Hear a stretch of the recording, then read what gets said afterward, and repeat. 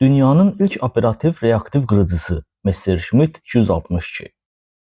İkinci Dünya müharibəsinin sonlarına yaxınlaşdıqca texnologiyanın beşiği olan Almaniyada mühəndislər müharibənin gedişatını dəyişmək üçün səylə çalışırdılar. Elə bir döyüş təyyarəsi ortaya çıxarmaq istəyirdilər ki, o dövrün pərvanəli təyyarələrindən daha sürətli olsun və Amerikanın bombardman təyyarələrini ovlasın. Amerikalılar bu qırıcını ilk dəfə gördükləri zaman gözlərinə inanmamışdılar.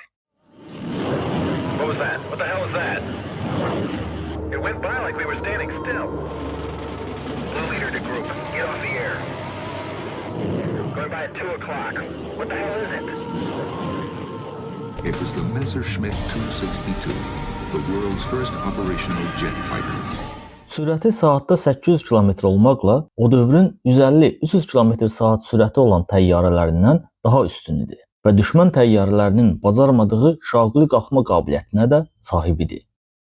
4 ədəd 30 mm-lik toplarla silahlanmış Messerschmitt idarə olunmayan El-24M raketlərindən istifadə edirdi. Messerschmitt təkcə öz dövrünün deyil, sonrakı nəsil reaktiv qırıcıların da inkişafına birbaşa olaraq təsir etmiş təyyarədir. Bu təyyarələrə misal olaraq MiG-9, MiG-15 və F-86 Sabre təyyarələrini göstərmək olar. Ümumiyyətlə günümüzdə də Messerschmitt F-16, Su-27 kimi döyüş təyyarələrinin ulu babası hesab edilir.